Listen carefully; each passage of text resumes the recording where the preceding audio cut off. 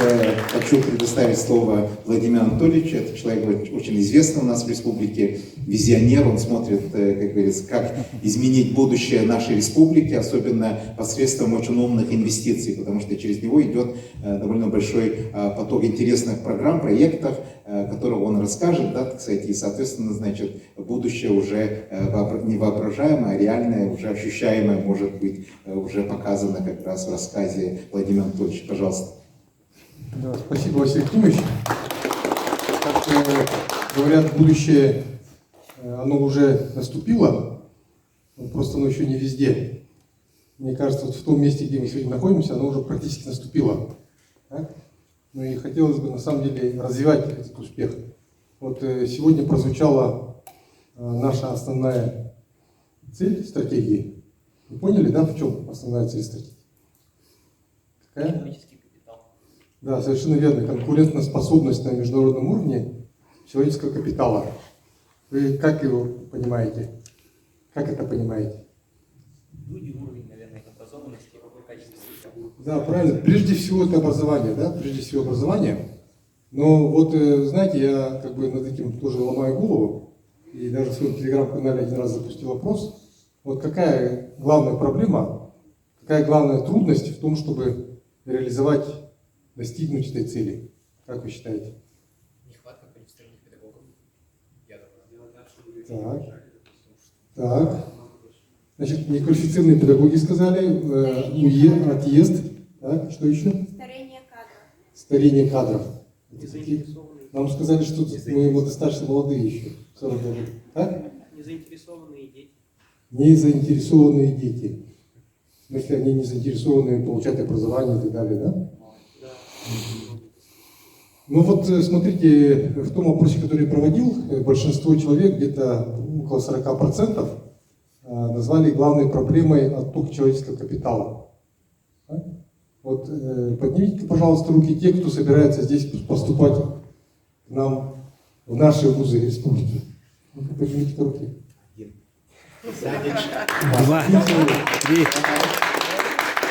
Молодец. Вот из тех, кто, остальные, кто собирается поступать, я так понимаю, не в наши вузы. Кто собирается вернуться в республику? Ну, вы пока еще здесь находитесь, вы так думаете, да? Вот. А вот я когда московских студентов спрашиваю, вот я с ними тоже встречался, там, ну, примерно 5, 10, 20%. Да? Значит, в чем же дело? Почему не хотят люди возвращаться? Холодно. Много денег тратится на одежду, чтобы выжить зимой. То есть только холод останавливается, да? Вы тут не привыкли за 15-20 лет. Ну, смотрите, вот сейчас только что нам показали, да, что у нас перспективы хорошие. И все об этом То есть нужно это пропагандировать, да? И не знают, и не чувствуют даже, да?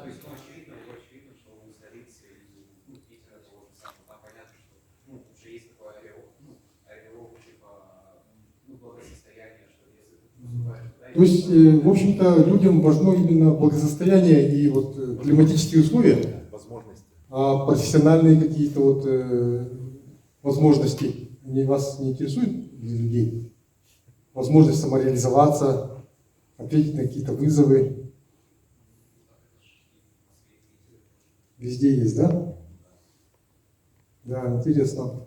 А если бы, допустим, здесь была бы интересная работа, например, это привлекло бы вас? Люди хотят уезжать в большие города. Если они За там возможности. побывали, значит, они больше не хотят вернуться. Только за редким исключением. Понятно. Ну вот Василий Климович спрашивает, да, вот, где учится там кто-то или иной спикер, да? Учился и так далее, да? Значит, ну я про себя скажу, что я в 4 года уехал из Якутии. У меня отец учился в Томском политехническом. Заканчивая институт, он очень хотел вернуться в Якутию. Но так уж получилось, что он окончил Томский политехнический и получил специальность атомной электростанции установки. Вот, к тому времени как-то вот еще с этим было плохо. Да? Ну и до сих пор, да? Вот. Поэтому он получил назначение на Белоярскую атомную электростанцию в Свердловской области. И уже с 1 класса по 8 учился там. Потом в Смоленской области. Потом я заканчивал школу в Москве, физмат-школу при Московском университете. Потом закончил мехмат. Потом я опять действительно остался... Мехмат — это факультет МГУ. Да, механико-математический факультет МГУ. Аспирантуру защитился и работал при Смоленской атомной электростанции, такой был учебно-тренировочный центр. Мы там занимались математическим моделированием. И вот мне тогда было 29 лет, когда я, в общем-то, все равно какая-то была мысль о том, что, ну, хочется на родину. Да? И я был на приеме у ректора, и ректор тогда меня пригласил на работу в университет. Здесь, в Якутске. Да, ну, предложил должность, служебную квартиру. У меня тогда была, значит, ну, супруга и один ребенок пока. В общем, для меня это было важно. И тем самым он меня привлек, в принципе, ну и как бы считалось, что в университете это интересная работа, да, ну и сразу должность хорошая. Я в 30 лет уже здесь был в Якутии. Ну и, в общем-то, здесь я считаю, что я пригодился, мне интересно. Вот я в 2013 году здесь, когда возглавил физмат-форум Ленинский край, вот, предшественник Малой академии, да, мне было очень интересно, на самом деле, работать здесь с такими умными детьми, скажем, как вы, да. Вот, и сегодня вот я хотел бы как раз-таки с вами посоветоваться, да. Вот Василий Климович правильно говорит, что название «будущий интеллектуальный лидер», а на самом деле вы уже сегодня лидеры, и когда говорят, что дети там, в детском саду готовятся к школе, а в школе готовятся к жизни, можно всю жизнь к чему-то готовиться, и как бы когда жить, да. Вот, поэтому я считаю, что уже нужно сейчас, может быть, какие-то идеи, и, возможно, ваши идеи будут полезны, да. Вот, например, мы с Василием Климовичем здесь мечтаем, чтобы был здесь, на этом месте, наукоград. Да? Чтобы не только вот здесь дети учились, но и студенты, во-первых, да.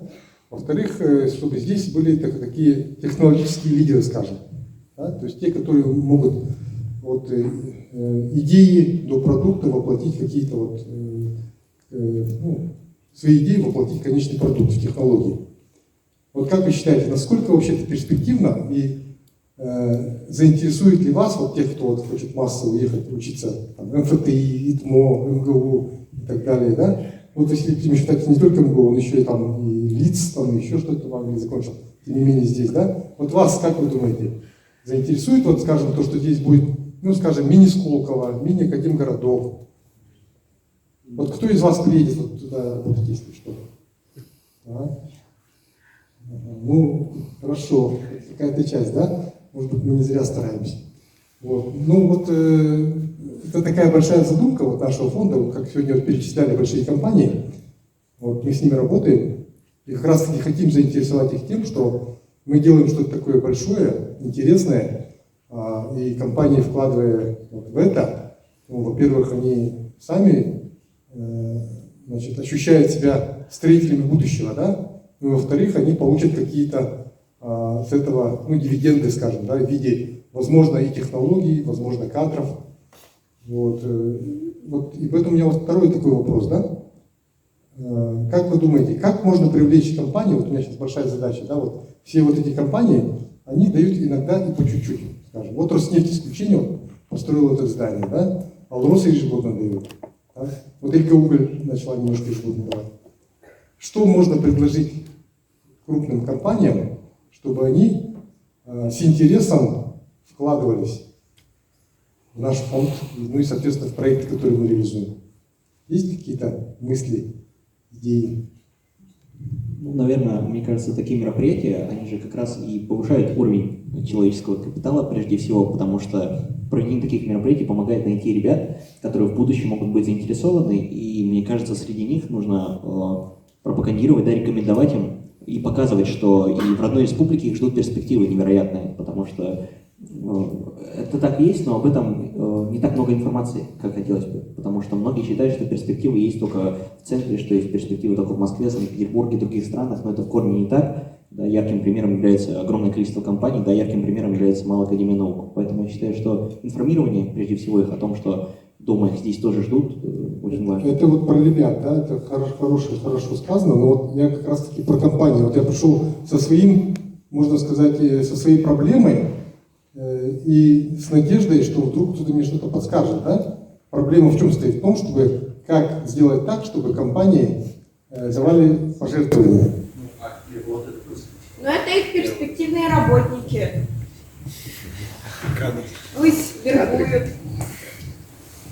Вежливо попросить. Возможно, стоит их лучше информировать о том, какие ребята здесь находятся.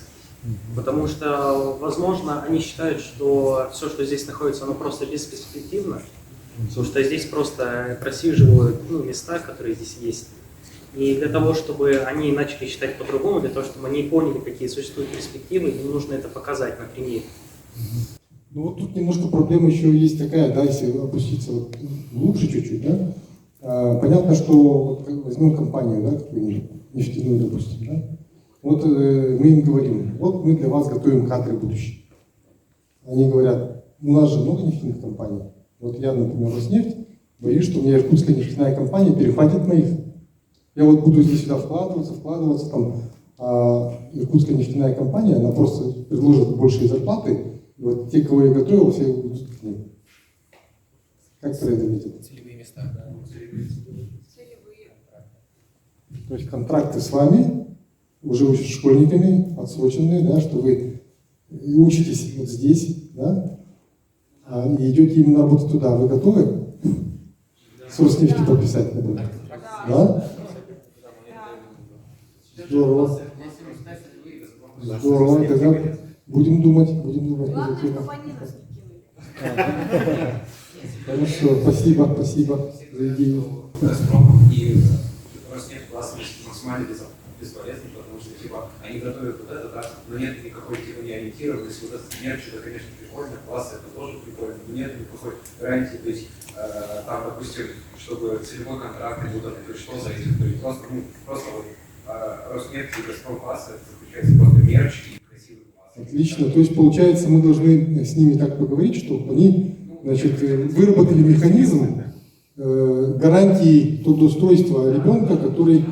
Вот, Платить на завод, чтобы они вот это, если, допустим, ему показали, вот, там, рассказать о хороших зарплатах и так далее. То есть, допустим, у нас есть вот, уровень преступникации в офицере Роснефть класс, да, вот это. Я вам скажу, физмат намного превосходит вот, физика, математических науках и так далее. Да. И вот, Роснефти, то есть там физики, математики, я не знаю. Не знаю. Вот если бы вот автоматы, допустим, те же самые вот лучшие представители направления, я думаю, они бы согласились работать просто. понятно, спасибо. Туда даже не идут лучше, потому что нету смысла. Я, допустим, туда не пошел. Я сразу поступил на физику, потому что я сразу, когда в 10 классе я посмотрел, я такой, Роснефть, звучит прикольно, наверное, туда вбухали много денег, но это максимально, это бесполезно, потому что я знал, что это ограничится вот этим красивыми классами, красивыми тетрадками и так далее. Вот. То есть там же нет ни целевого, ничего. Хорошо, обязательно передадим вот эти такие вещи, да, потому что мы с генеральным директором Трансферах нефтегазодобычи, который как раз вот на их деньги построены, там, мы с ним в контакте и будем разговаривать.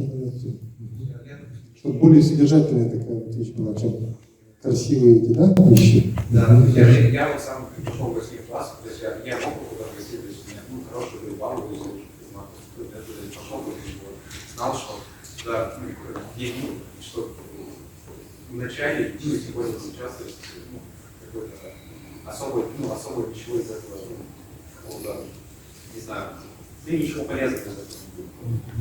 Понятно. Хорошо. Много полезного. Здоровый прагматизм, да? И другие, вот я пообщался с студентами, любителями МФТИ, да, они тоже критикуют «Газпром» классы, допустим. У нас их нет, но они его критикуют, потому что тоже считают это бесполезным. Больше увлечения. А с Алроса классами тут и сталкивался? Есть такие? Алроса класс. Получается, Алроса как будто бы тоже что-то делает, но как-то очень незаметно. А где они? Вот секретные такие классы. Видимо, в мирном. Из мирного Есть никого ребята нет. из Мирного у нас.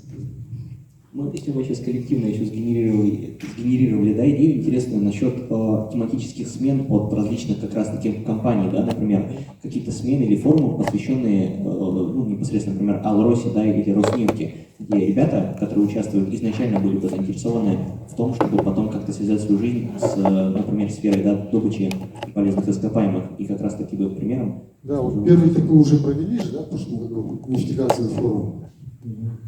При поддержке Роснефти, да. Ну, с Алроса тоже, кстати, разговариваем, но пока еще не дошли до этого. Спасибо. Дальше.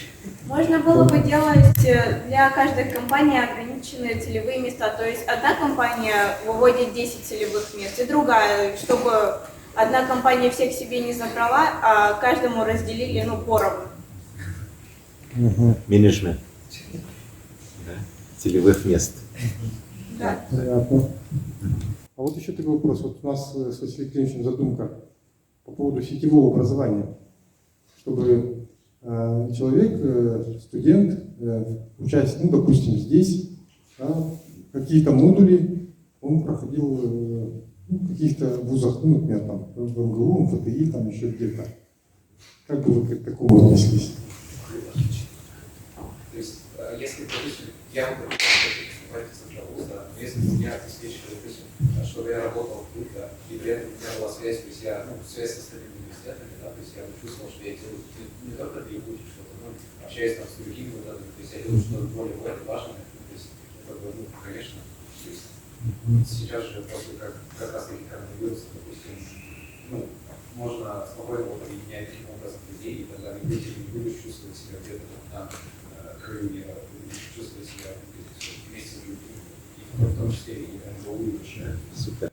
А еще вот недавно, да, спасибо. Вот недавно еще у нас был гостем Патрик Лам, он, значит, известный такой деятель образования Гонконга, так, и сейчас является политическим советником в Китае.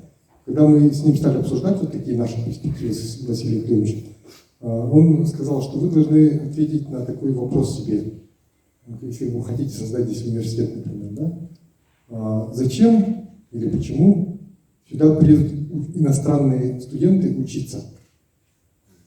Вот как, есть какие-то идеи по этому поводу? Что нужно создать здесь такое, чтобы... Да. Небольшая только если развить малоизучаемые науки, которых нет изучается в других странах и районах. К примеру, вот небольшая тема.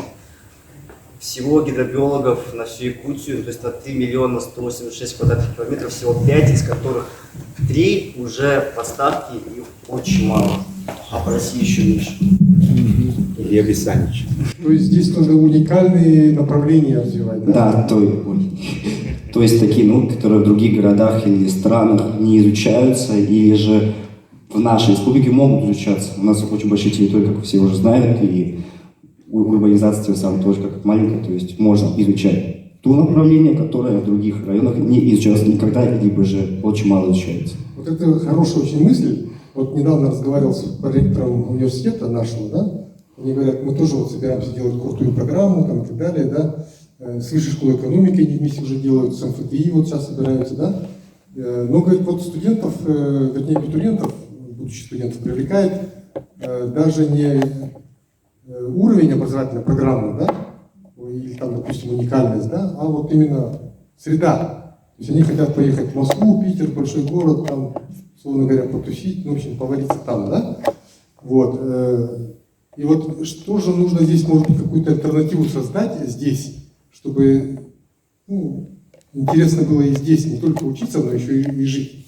Вот что можно сделать? Ну, наверное, уровень урбанизации, да, и какой-то научный кластер. К примеру, можно, наверное, взять университет Иннополис, который буквально построен в чистом поле в 2013 году или 2010 открыт, абсолютно недавно. И он находится довольно удалено не только от Москвы, но и даже от Казани, да, вот, несмотря на то, что он рядом с ним находится. И мне кажется, как раз таки Актемцы и Чапаево – это отличное место, где бы мог быть какой-то научный кластер, да, то есть где бы все здания, ну, в соответствии с международным стандартом, были уровнем Малоакадемии наук, и люди бы сюда приезжали как раз-таки для того, чтобы быть в научном кластере, быть в научном городке, и вот, ну, Даня такое любит, когда в окружении тебя ученые находятся, когда в окружении тебя твои же коллеги, тоже невероятно умные ребята. Я вот все думаю насчет какого-то уникального ну я не знаю, ну вот есть же тут у нас Техтюр, да, это горнолыжный, ну он может быть не очень уникальный, да, вот что-то уникальное, такое развлекательное, скажем, да, привлекательное, не только научное, да, вот что-то такое, ну, например, вот Сочи, да, там спортивных объектов много, да, и на базе этого сделали Сириус, а сейчас там строят большой концертный зал, такого мирового уровня, да. Вот, не знаю, что можно здесь такое построить, или сделать концертный зал мирового уровня, или вот, ну, в этом направлении, если подумать, что здесь может такого уникального. Оперу будем слушать каждый вечер. Ну, филармония же строится. Ну, этого всегда мало, понимаешь? Некоторым людям это всегда мало. Мне, например. Хочется, чтобы было каждый вечер. То есть вот мы хотим, например, чтобы какой-нибудь топовый ученый мирового уровня приехал со своей семьей здесь жить, еще плюс со своими учениками, и создал здесь школу, например, какую-то, да? А он зачем-то должен сюда приехать. Вот в прошлом году Артем Аганов приезжал, он побывал, получается, в наших вот, красотах, скажем, да, Ленские столбы, Ботома, значит, Тукуланы, значит, Кюрюлюр, да, Булус, вот побывал, ему эта природа вся очень понравилась. Поэтому туризм это, конечно, да, это обязательно нужно, да, чтобы люди, приехавшие сюда, ощущали, что они находятся в таком уникальном месте. Но может быть что-то еще нужно.